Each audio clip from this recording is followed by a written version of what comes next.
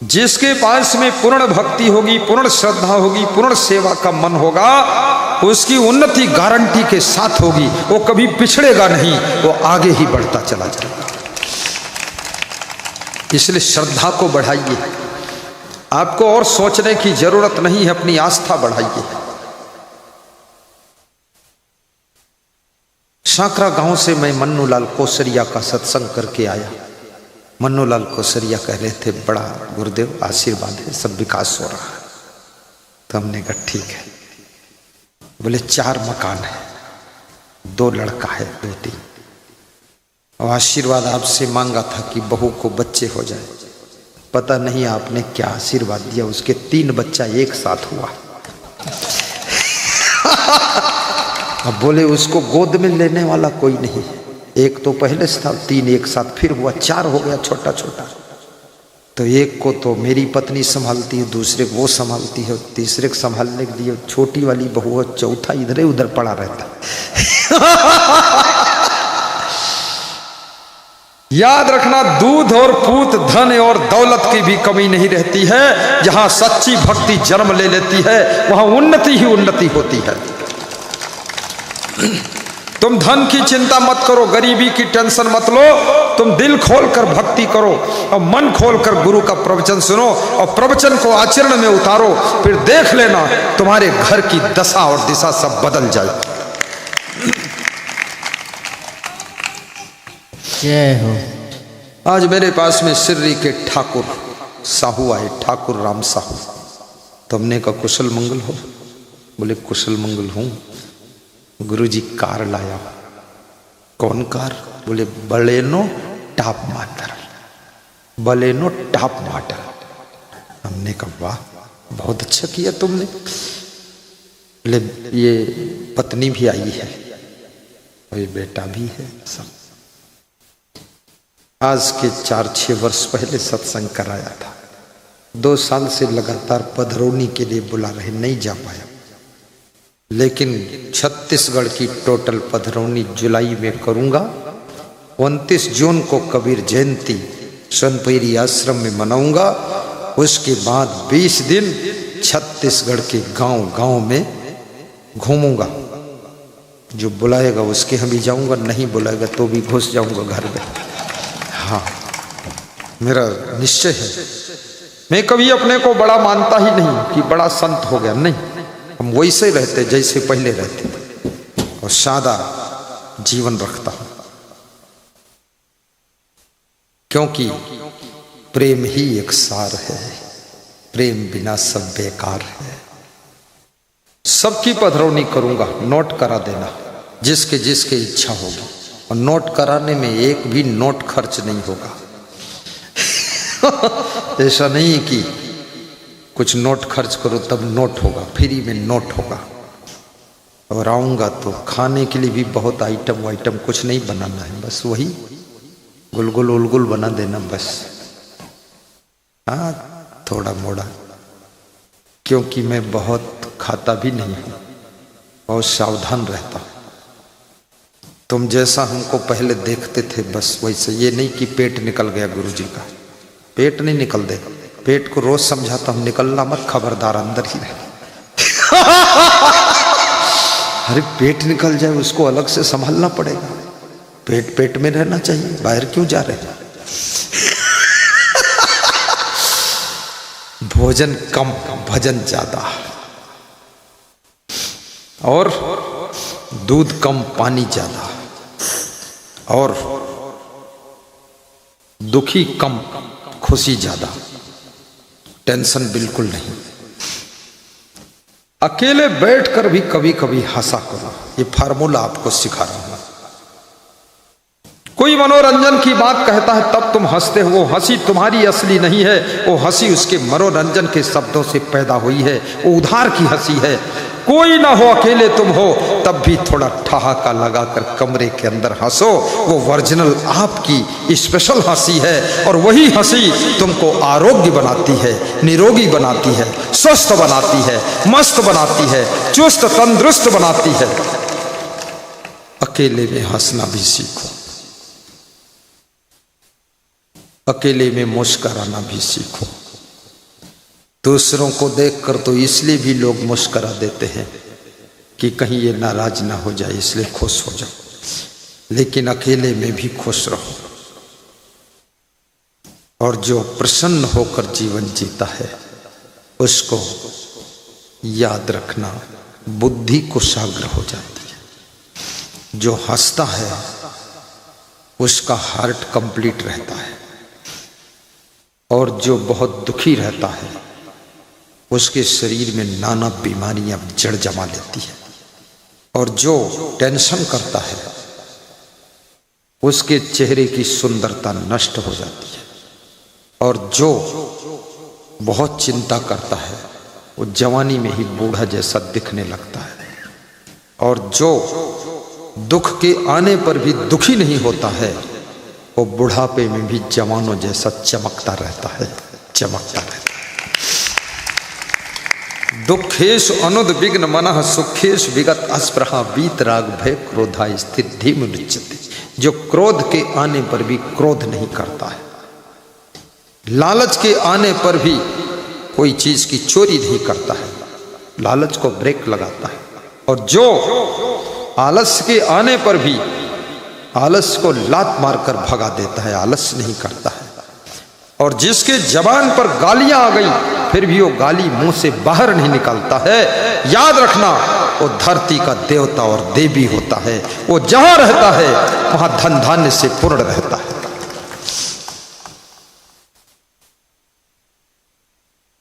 विदुर जी से धृतराष्ट्र ने पूछा था राज्य और लक्ष्मी का अधिकारी कौन बनता है, तो विदुर जी ने कहा था सन्यछति यो बेगम उत्थितम क्रोधा हर्षयो सांश्रियो भाजनम यश्च आपत्स न मुह्यति। हे राजन, जो आपत्ति के आने पर घबराता नहीं है, जिसका धैर्य टूटता नहीं, हिम्मत खंडित नहीं होती है, कितनी बड़ी आपत्ति आ जाए, और क्रोध के आने पर भी जो क्रोध करता नहीं है, और खुशी के आने पर जो ढोल बजा बजा कर खुशी को प्रकट नहीं करता है, जो खुशी को हजम करना जानता है और क्रोध की आग को सहन करना जानता है, और आपत्ति में भी जो मुस्कुरा कर जीना जानता है, वो राज्य और लक्ष्मी का अधिकारी बनता है, राज्य और लक्ष्मी का अधिकारी बनता है। इसलिए राजनीति के क्षेत्र में कभी तुम्हारा टिकट कट जाए तो भी दुखी मत होना। टिकट कटा है, टांग थोड़े कटी, उसमें क्या चिंता की बात है। बिहार में चुनाव था तो एक नेता सड़क पर लोट पोट कर टांगे पटक रहा था कि हम तो मर गए, बर्बाद हो गए, टिकट नहीं मिला। मोटा मोटा नेता था, 60 साल की उम्र थी, और लोट कर रो रहा था बच्चों जैसे। तो मैंने देखा, मैंने कहा तो पूरा मूर्ख है। अरे टिकट नहीं मिला तो क्या बात है। मुकेश अंबानी को कभी टिकट नहीं मिला, क्या फर्क पड़ा। रतन टाटा को कभी टिकट नहीं मिला और लेने का प्रयास भी नहीं किया, क्या फर्क है। सरकार को खरीदने की सामर्थ्य है। याद रखना, आपन तेज संभारो आपे, तीनों लोग हाथ दे कापे। बड़ा सा बड़ा नेता उन्नतशील व्यक्ति के चरणों में कदमों में आकर बैठ जाता है, इसलिए अपनी उन्नति करो। बोलिए सदगुरु भगवान की जय।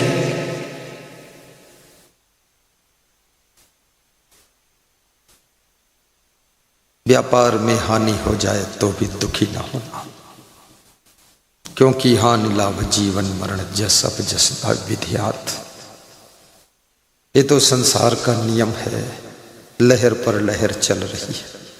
तो कबीर साहब की एक कहानी सुना रहा था। कबीर साहब ने वो साधु के हाथ में रस्सी देखा और रस्सी गले में गाय के बंधी हुई थी। ये कहानी थी। तो कबीर साहब ने अपने शिष्यों से पूछा, ये गाय आदमी से बंधी है कि आदमी गाय से बंधा है। शिष्यों ने कहा गाय आदमी से बंधी है। संतों की मंडली को देख करके वो गाय भाग गई, रस्सी टूट गई। तो जिसकी गाय थी वो पीछे पीछे गाय के दौड़ रहा था।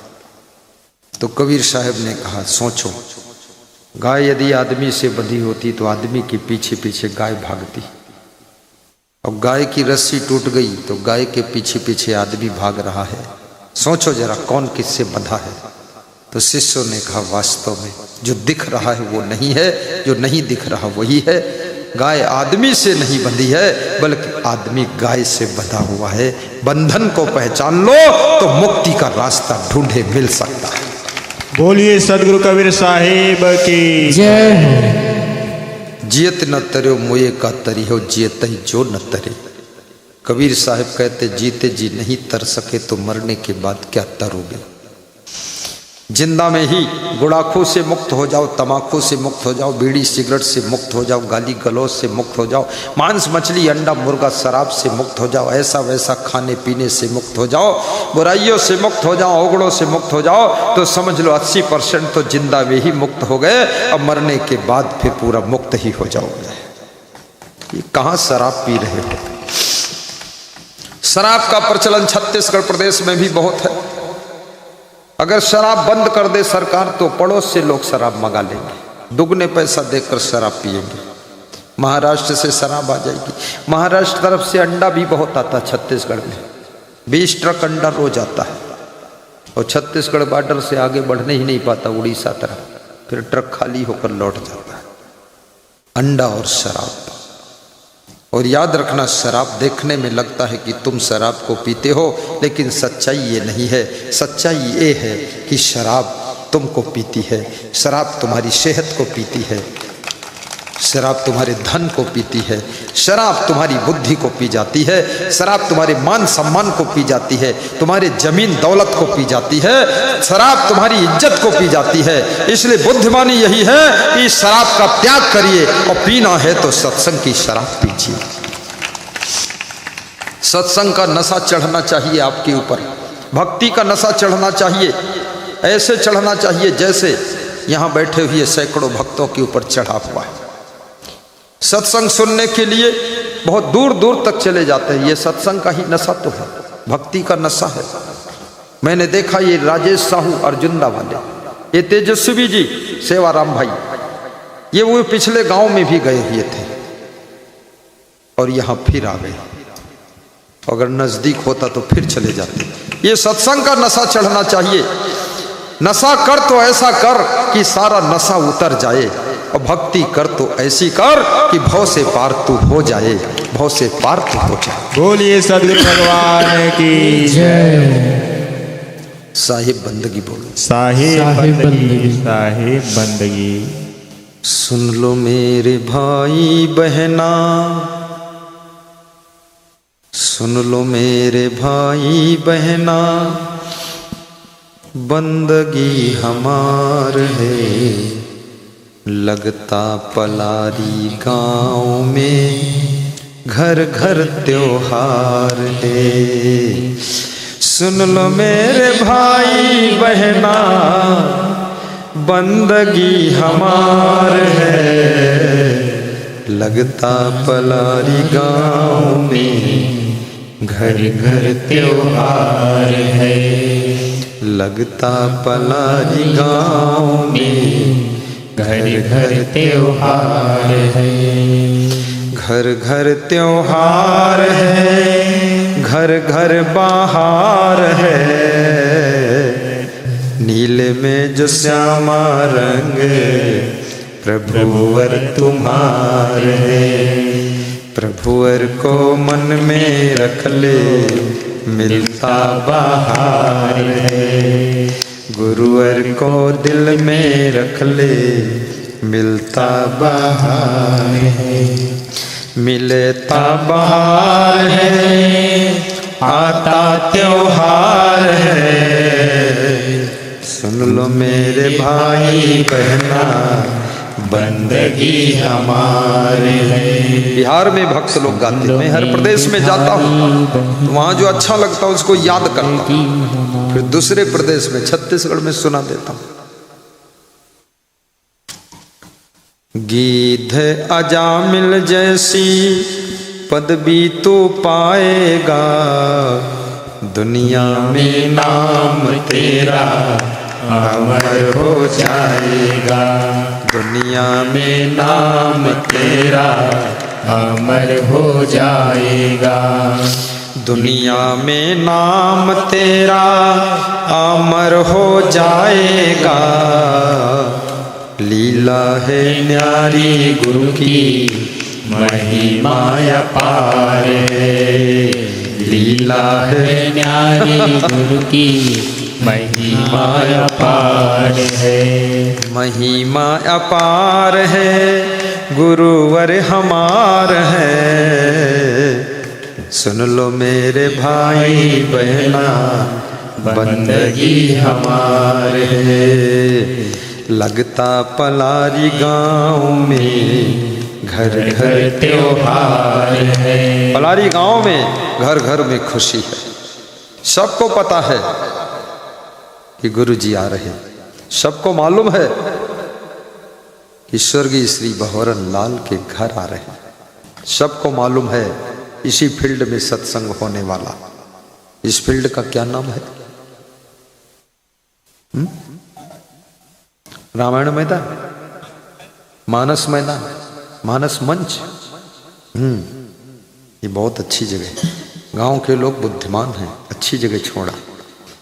कोई भी कार्यक्रम हो, फंक्शन हो, आराम से हो सकता है। गांव का मध्य स्थान है। गांव भी बहुत बड़ा है। 10-12 हजार लोगों की बस्ती है। बालोद जिला का इससे बड़ा दूसरा गांव नहीं। धमतरी में आमदी से बड़ा कोई गांव नहीं। ये साधारण नहीं है पलारी। और पलारी के भक्तों को मैं आह्वान करता हूं, अपनी भक्ति को डेड मत होने देना, भक्ति को सोने मत देना, भक्ति को जगाते रहना। और सत्संग ही ऐसा है जो तुम्हारी भक्ति को कमजोर नहीं होने देता है। इसलिए सत्संग बार बार सुनना, मोबाइल में सुनना, यूट्यूब में सुनना और यहाँ आकर भी सुनना। ये काम तो हमेशा रहेगा। काम उस दिन खत्म होगा। किस दिन खत्म होगा? उस दिन भी खत्म नहीं होगा जिस दिन तुम खत्म होगे। तुम खत्म होगे लेकिन काम खत्म नहीं होगा।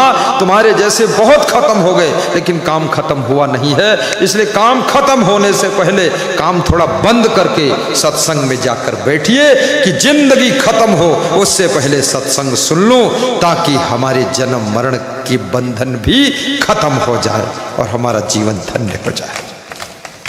बोलिए सद्गुरु असंग देव की जय हो।